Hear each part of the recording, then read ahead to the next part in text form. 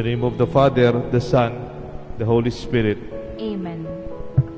The God within you, the God among us. Ang Diyos na sumasa inyo, ang Diyos sumasa atin. Minsan meron tayong inahanap. Hanap na tayo ng hanap. Kung minsan mainit pa yung ulo natin, nagagalit pa tayo. Nasabi ko na nga tayo minsan, merong lola, hanapin nyo ang aking salamin. Pag di nyo nakita, makikita ninyo. Galit na galit si lola. Tapos pala yung salamin nandyan. Pang senior citizen moments. Kung minsan ay nahanap din yung ballpen nasa tenga pala, typical na Pilipino. Ako po minsan, I have to confess, palabas na ako sa misa, nagmamadali akong pumasok para sa misa, nakalimutan ko yung face mask ko, nagbalik ako, kumuha ko ng face mask sa kwarto ko, sinuot ko, pero mayroon pong mirror before the altar, nakita ko yung palang face mask ko nandito. So sometimes what we are looking for, it's already with us. Kung minsan yung inahanap natin, nasa sayo na pala.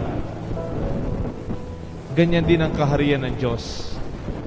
Sa ating ebanghelyo, sinasabi, nasaan ang kaharian ng Diyos? Nandoon, nandito, nandoon. Sabi ni Jesus, do not run in pursuit. Huwag yung hanapin sa malayo.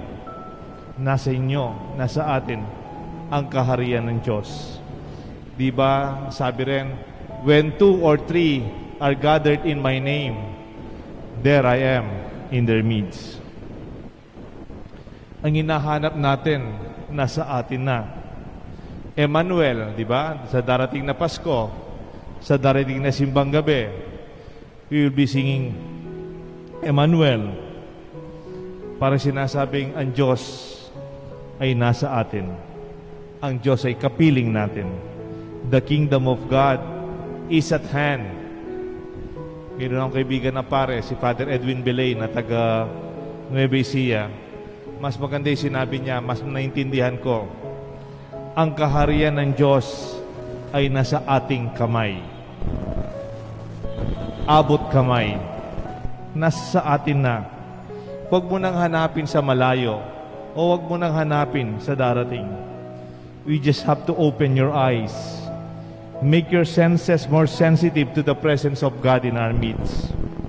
Sana maging tayong parang, alam niyo po yung Soko, yung meron silang investigador, yung meron silang detective, meron silang microscope, meron silang lenses,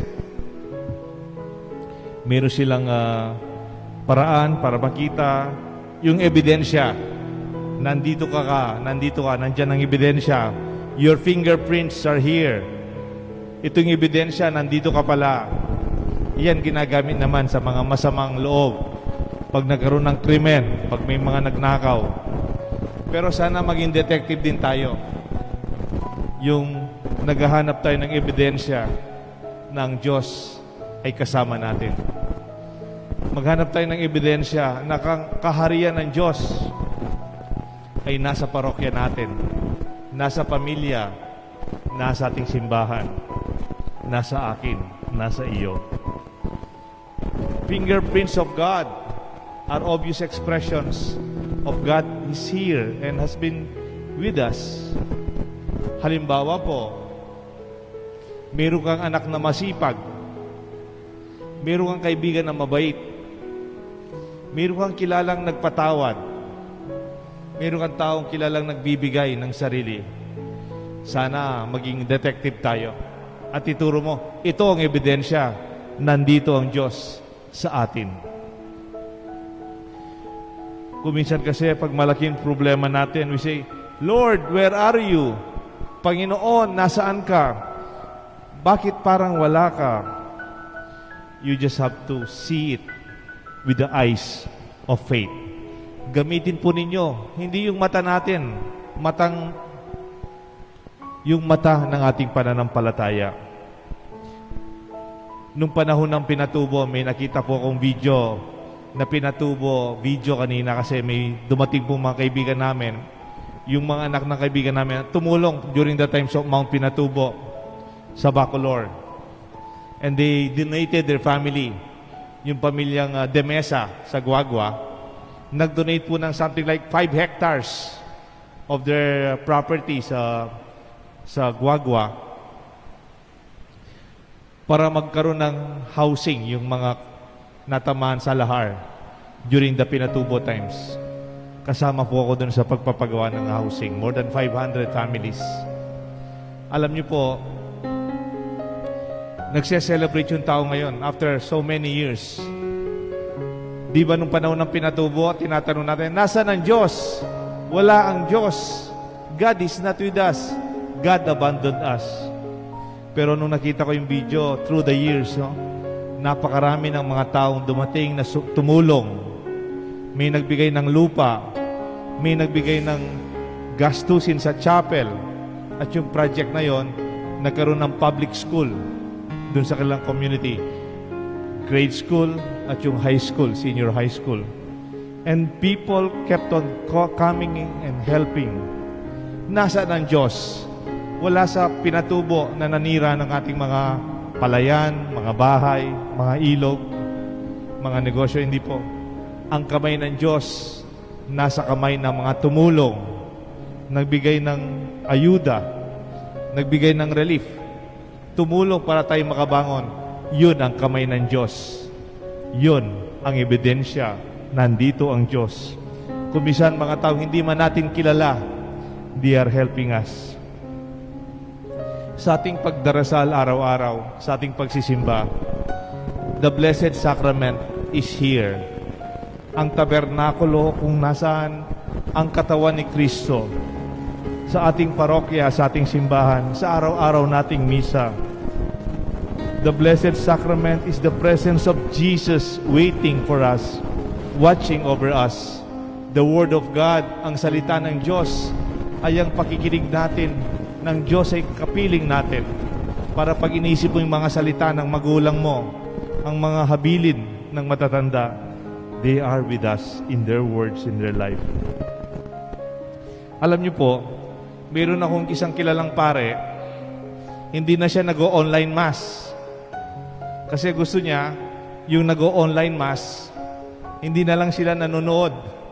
They will be present in our churches. Lalo na pag linggo. Lalo na pag panahon ng mga kapiyasahan. Because if God is present in us, with us, we could also be present physically. We could also make ourselves present. May nagbiro nga sa amin. Kasi po kumisan, di ba bawal sa November 1 sa sementeryo? Sabi nga sa Florida Blanca, ang bayan namin, bawal magpunta ng sementeryo. Umpisang October 20 hanggang November 15. Almost 25 days, almost 1 month. Hanggang ngayon, parang bawal pa yata magpunta doon. Pero sa mga mall, hindi naman. Sa mga sinihan, hindi naman. Pero magbisita ng yung namatayan na pamilya, bawal. Parang sometimes, maybe at these times, that's becoming a little bit safer o pababa ng pababa ang mga kaso. Kamukha dito sa Angeles, nabasa ko po yung Angeles City Information Office. Something like 51 na lang ang kaso. Sa buong Angeles, 51. Mas marami na po yung nakakabawi. Halos wala nang nagkakaroon ng kaso. At salamat sa Diyos, 0. Wala nang nangangamatay. Kamukha ng sinabi ko kahapon, ngayon lalo pang kumonte. We can be present in a sense, in a safe way, in our celebration, in our family, also, especially in our faith. Kaya nga isang pare, sabi niya, hindi na ako mag-online para yung mga taong nanonood sa TV o sa bahay, mag-umpisang magbalik sa simbahan. Because God is with us. Not only He with us, but in me, in you, in us, when we are present, God is in our midst. Ang kaharian ng Diyos ay nasa iyo. Ikaw ang kinatawan ng kaharian ng Diyos. When you receive Jesus, when you were baptized, when you were confirmed, you became a temple of the Holy Spirit. And after receiving Jesus in the sacrament, in the Eucharist, you also are a bearer of the divine presence of God. You become a tabernacle. Parang inuuwi mo ang iyong Diyos physically, literally, when you receive Jesus in communion. God is within you. God is with us. Let us celebrate this and always recognize it. In the name of the Father, and of the Son, and of the Holy Spirit. Amen.